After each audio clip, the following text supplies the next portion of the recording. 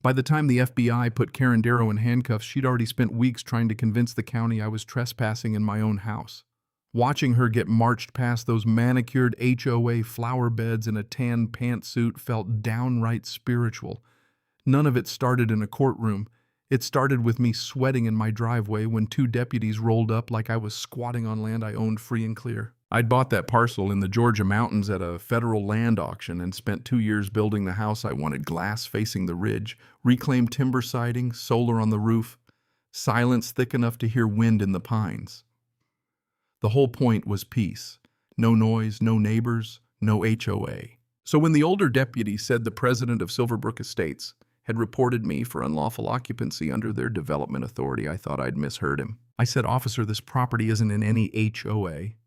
Not close to one, not spiritually adjacent to one." He said Karen Darrow claimed my house violated community architectural standards and that I was refusing to participate in their rental program. A rental program. On my land, in my half-unpacked house.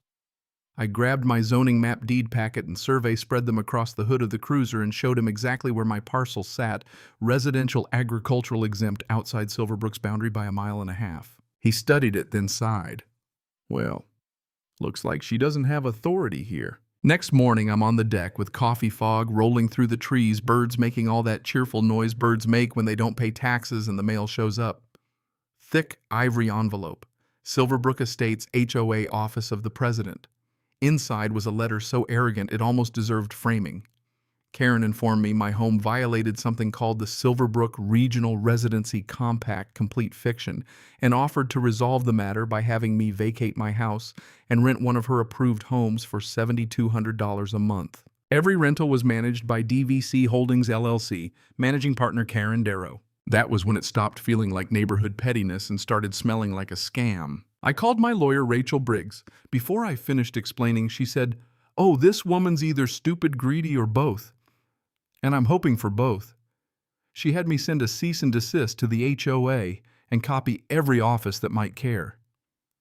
That evening, I found a fresh sign near my lower gate on County Infrastructure. Silverbrook Community Oversight Zone begins here. 3 days later, a white pickup with county markings came up my driveway.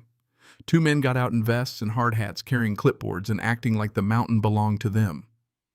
One started listing my violations: excessive verticality, non-conforming sightlines, failure to maintain aesthetic harmony with adjacent neighborhoods.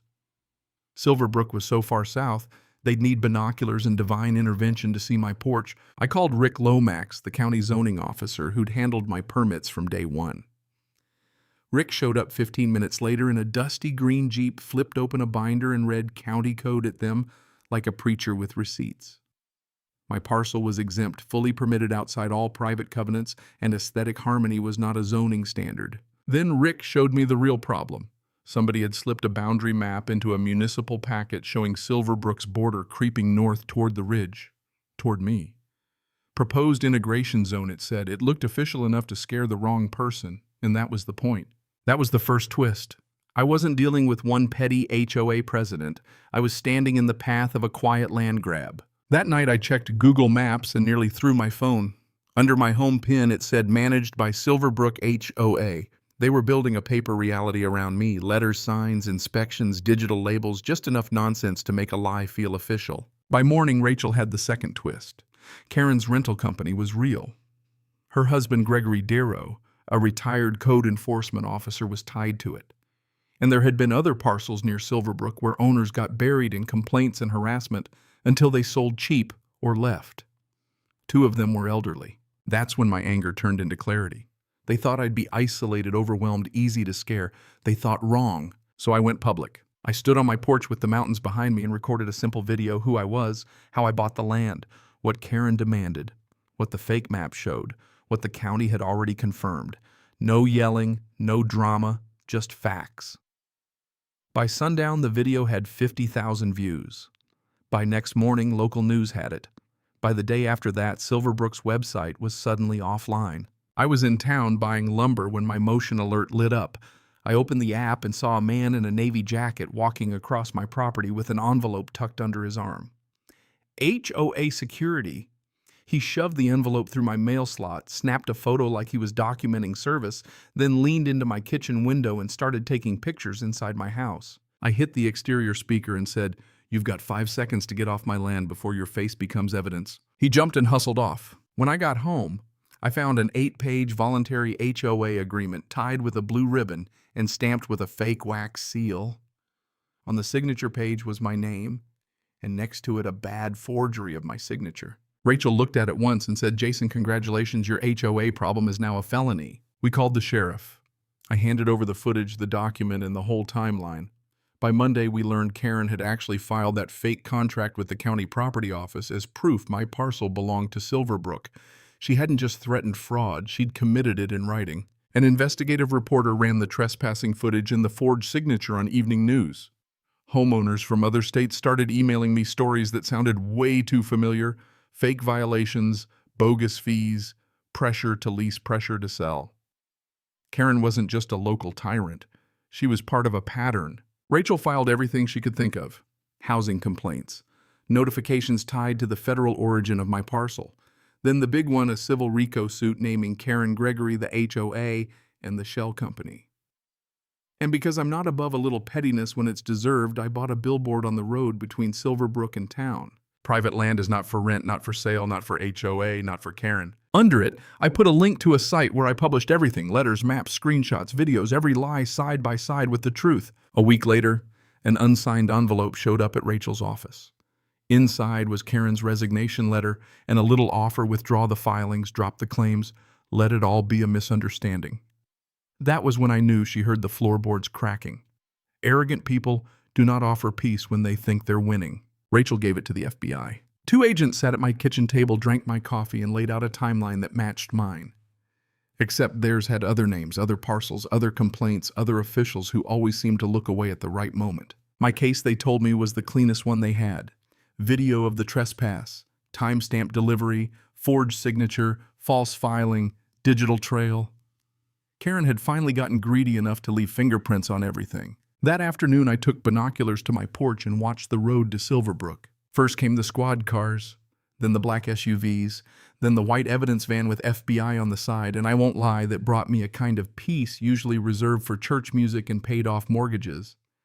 Agents sealed the HOA office and carried out boxes, hard drives, binders, envelopes. By sunset, Karen was let out in cuffs, expression somewhere between insulted and confused, like nobody had ever really explained consequences to her before. Gregory got picked up the next morning. 2 board members followed. A zoning liaison was suspended. Silverbrook's accounts were frozen. Dues were halted. Residents got emergency notices. The neighborhood split between panic and barbecue. HOA funds had been feeding the rental scheme.